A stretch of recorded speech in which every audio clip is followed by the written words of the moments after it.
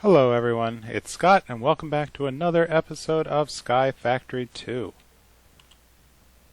So, since last episode, I have upgraded the Draconic Core energy storage system, and I've hooked it up to the energy production system downstairs as a level 4 tier. This is now capable of storing 9.8 billion RF, and I'm only on the first piece right now. So just as a quick demo, what I had to do to make this work was basically build this a 3x3x3 block of redstone and then surround it with these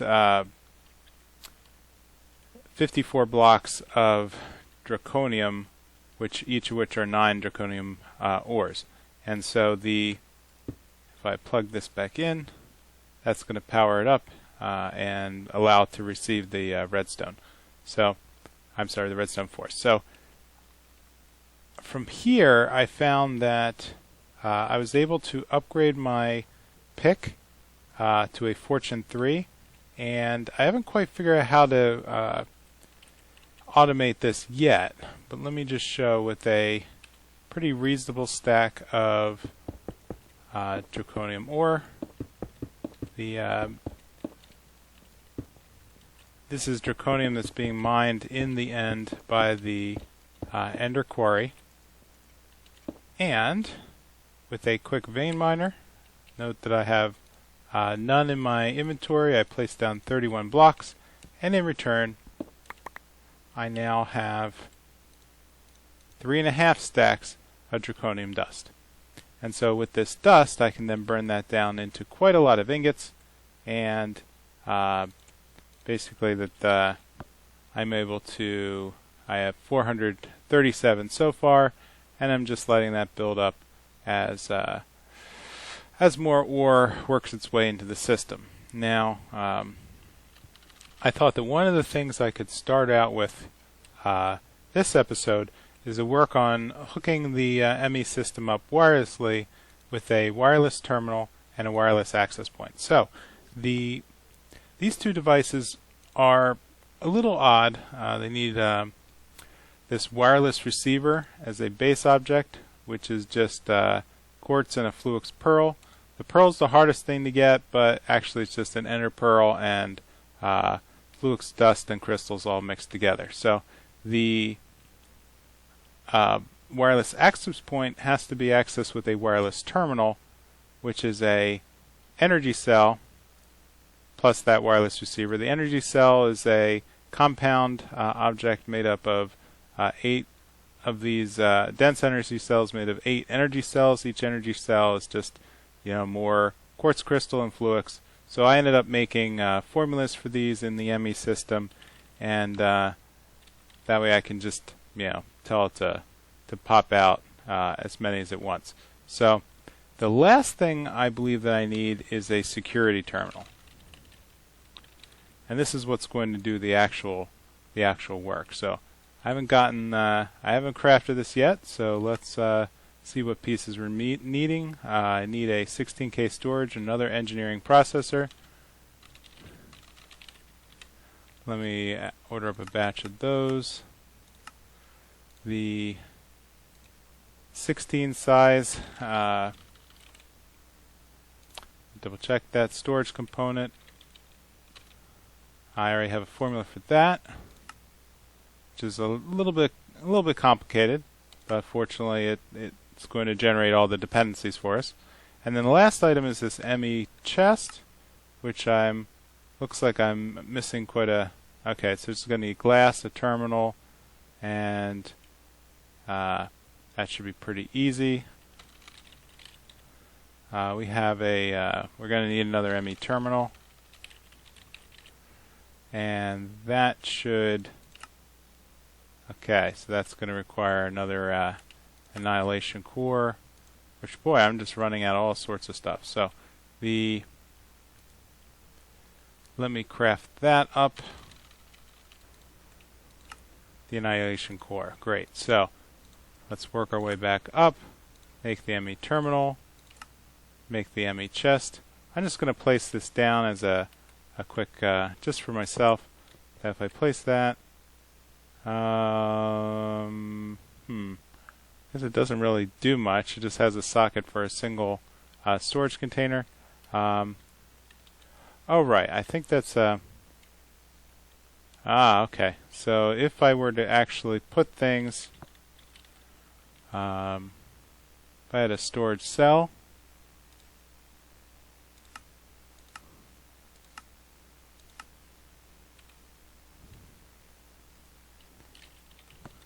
should probably make up a batch of simple cells.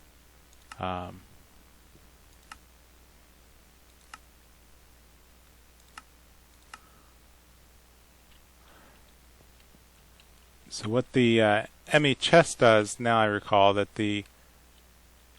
once I put a storage container in here, let me just grab one. I should be able to access all the items of that single ME storage unit. This might be the only way I can actually see explicitly what's stored on the single card. Well, that's interesting. I'll have to remember that for later, in case I ever get around to the point where I need to offload items. So I kind of wonder if the system is smart enough that when you add a new storage container, let's say I have 900 items, and it's eating up a socket in a 1K storage container. Is the system smart enough that when I get over 1,000 items, is it going to move all of the 1,000 items to the 4K storage container, or is it just going to move 1,000 and then take up another 1,000 slot? I don't know if it cleans up after itself once you add more storage or not. In any case, let's go back to the security terminal. I should now have all the pieces. And let's hook this up and see what it gives us. Great. So if I recall, what I need to do is add the wireless terminal here. Great. So now it's linked to our ME system. That's exactly what I need. So the wireless access point also has to be placed somewhere on the ME system. So let's place it here, for lack of a better spot. So it can take wireless booster cards here, which will increase the range. But it's going to require an ender dust, which I don't think I've ever made yet. So let's just get that going. Let me grab a little bit of ender pearl and just throw it in our pulverizer over here, just to let it queue up in the system. So now that I have a linked wireless terminal, let's head a little bit away from the base and right click. Nice. So I can actually now wirelessly access anything in the base. Let's see how far away it works. So let's start jumping our way down to the machine floor.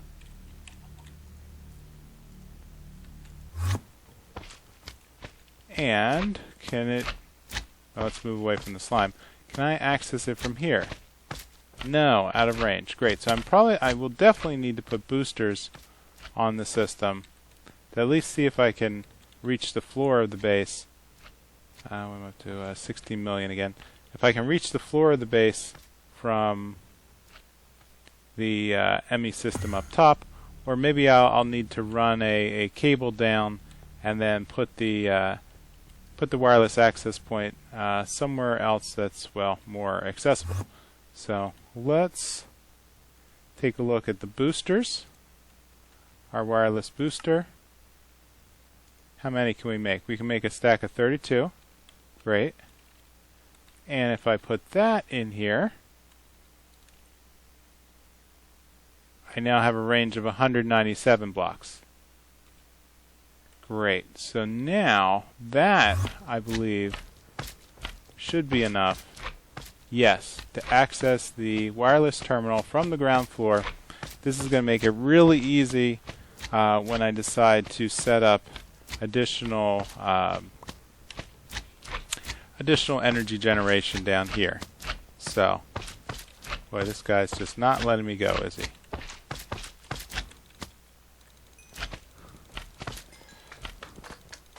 And great. A couple new hats. Cool, cool, cool. Great. Alright, so with that, I'm going to safe keep this over here. And let's figure out what else we can be doing. So I have a couple trees. I grew a grew a redwood tree from a single sapling. I got this massive thing. So again, I'm going to have to hook up a harvester to start gathering that puppy up. Now the harvester system seems to be breaking down a little because when I disconnected it from the ME system, I still have the items going out into an ender chest, but they're not being returned here to the planter. So the planter is actually slowly running out of trees. So I really need to come up with a way that I can kind of bounce items back to this planter. I might just need to make a tesseract with an item push to push the saplings back to the planter, probably in its own channel. And another thing I should really work on is hooking the laser drill back up, so that way I can get a better set of yellorium. So, well, I have 8,000 pieces of ore, which reminds me I should probably set up I should set the yellorium up in the mill over here. Oh, this is running. Okay, this is still processing the coal ore, processing the diamond ore. I really need to make a set of furnaces that are going to process the. Let me go to the yellorite. So, what's the best way of burning down this ore? So, grindstone or a smelter will only produce one brick. Pulverizer will break it in two, and then each of the two pieces will become a brick. So let me set up a pulverizer rule here with a little bit of yellorium, and this should be easy because all I need to do is plop it into the export bus up here, and that should start to automatically pull in.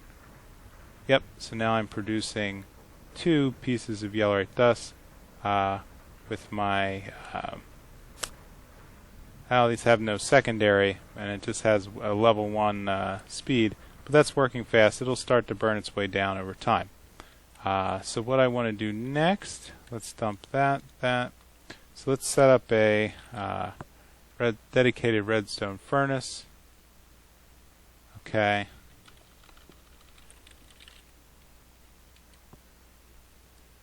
And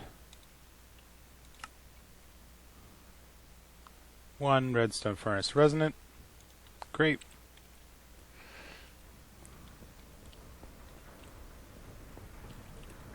Let's plop it here. And let's give ourselves some rules for import bus and export bus.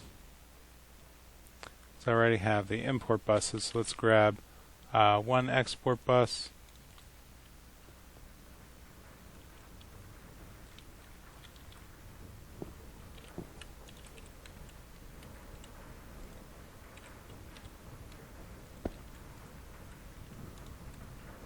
Close up all the other side channels. Let's make the top a input and the bottom an export. Let's throw the bottom will then import any completed items, and give a 4x acceleration card. And at the top, we're going to need to grant access to the yellowite dust.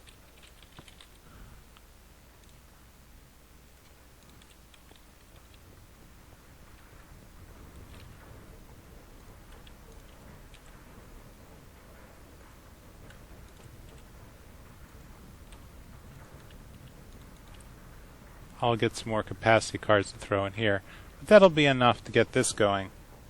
So that way the yellorium dust will passively burn itself down. I guess I can make a couple more speed augmentations to speed this up, or I can just let it burn for a while and forget about it, and then just come back to a stack of yellorium ingots. So on the essence side, everything seems to be working pretty well. Unfortunately, I still haven't. It looks like I have to come back and refresh the. Whoops. I have to come back and refresh these. Well, why can't I just click on this? All right, so not the servo, but the farm itself. So this mattock keeps breaking, and I think I need to come up with a formula. Either that or the base of it is wrong. I need to figure out how to give it a resonant. Here I need manulin. Awesome. Let's throw that in. Throw in the. Okay, it's broken. Now it's not. So I need to find a way to get that, instead of durability plus 500, I need to have it, I think, show. The only difference with the one down here, as far as I can tell, is that this one has reinforced on it, which it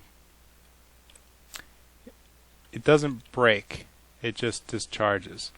And so I think that's what I really want. So I need to do some research and figure out how to add reinforced to the other Tinker's Construct pick, and that, or I'm sorry, mattock, and that will give the upstairs mattock the durability it needs. So I can just pop over here and do a quick refresh. So with that, that's going to start gathering up all the items. And again, I still need to move stuff over there. I just haven't gotten around to it yet. So that will be one of my tasks for an in-between episode kind of thing. The other downside is this is actually breaking and sucking up items faster than the farming station can handle it. So I added some strategically placed vacuum hoppers to kind of allow this. Here it's still not that great. So there's a lot of seeds and stuff that are getting left behind, which in a way is not that bad because I have so many seeds and essences that I need to try to actually clean up the ME system and not keep throwing more things in. So 90,000 Minikio. And as far as seeds go, I just have quite a lot of magical seeds here. Need to make a formula for ardite seeds that will actually burn those down.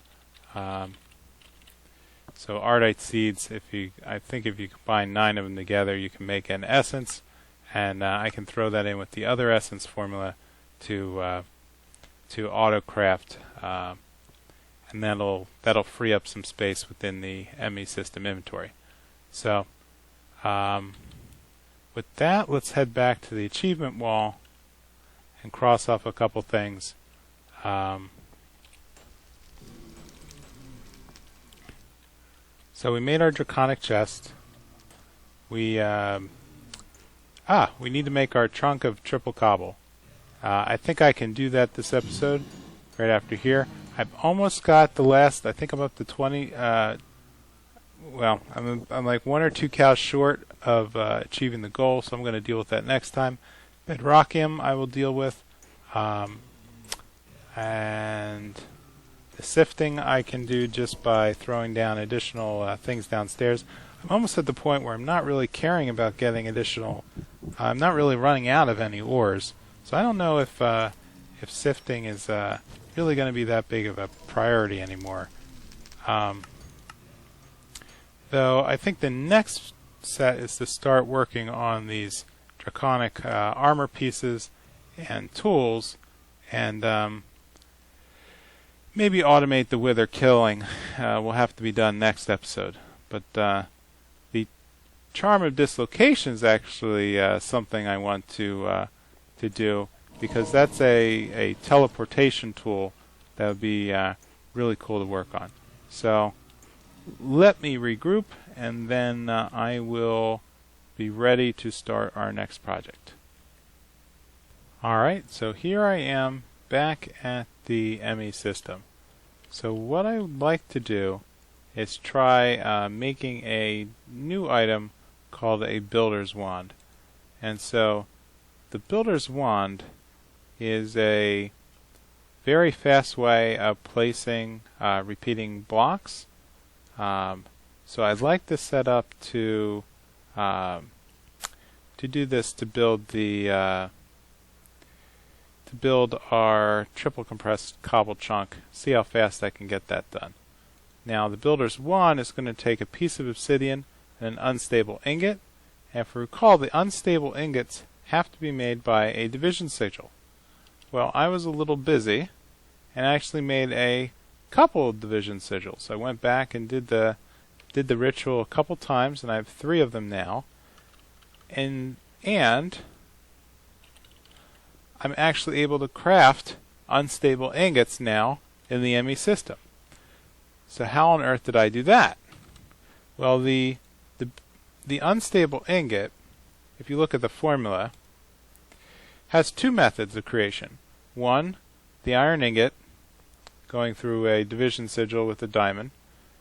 And we know that that has, once that item is in our inventory, it cannot be, it has to be used within 10 seconds or it kills the player.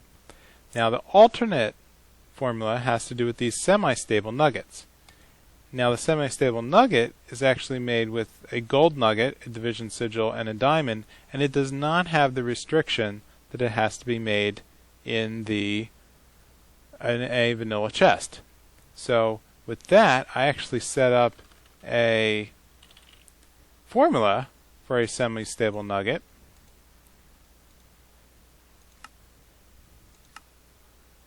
Let's so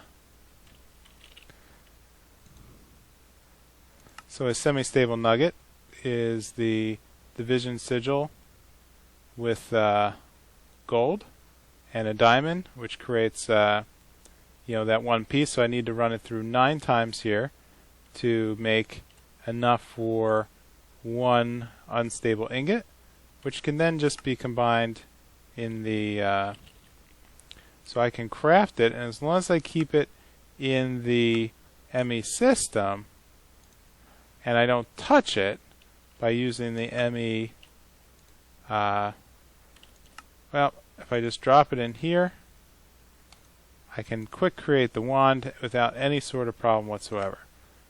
So what I'd like to do is set up with the triple compressed cobble and then decide where I'm going to put this. So let's fill an inventory. Now I don't have to do this right now, but since I've wired up the wireless controller, I can really just go and restock this at any time. And in fact, I need to grab one more thing, which is an angel block, and then I need to figure out which chunk am I going to fill up. So I know that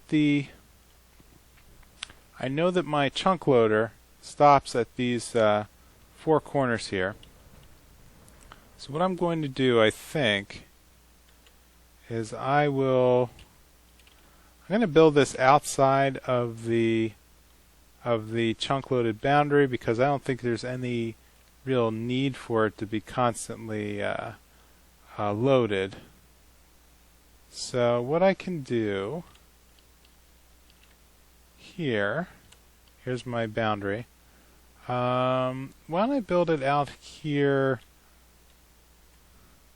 halfway to the mob farming area. So one thing I can do is use the F9 key, which will help lay out the boundaries of the chunks. And so this is going to define in this red boundary where I can put the items. So let's see, I'm now at height 0. Let me get back within the craftable area. There we go. And this is a block at height 0. And I'm actually 1 block off. I cannot put, I can place it underneath, so that means that this is actually 0. And this is the corner here. I don't think I can build anything. Nope, that's the limit. I can't build under. But this will be the corner with triple compressed cobblestone. So let me gather up my pieces here of my angel blocks. I don't want to lose them. Okay.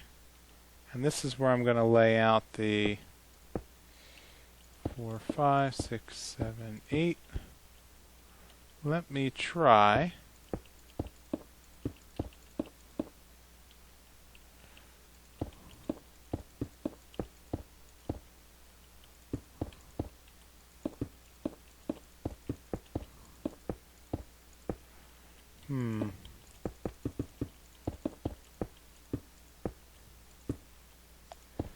So the directions of the builder's wand says it can only place 9 blocks at a time. So that kind of, to me, that's a pretty big limitation on the speed that I'm going to be able to craft this.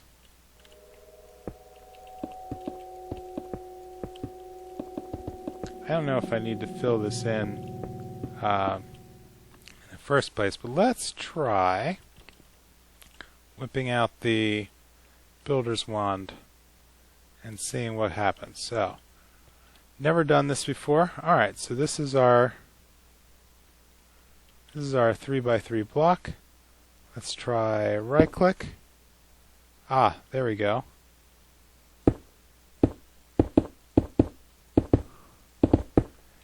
Alright, so this will speed up a little. Or I can do a 8 blocks at a time. 9 blocks. Okay, so it would just be a massive amount of right clicking once I get this going.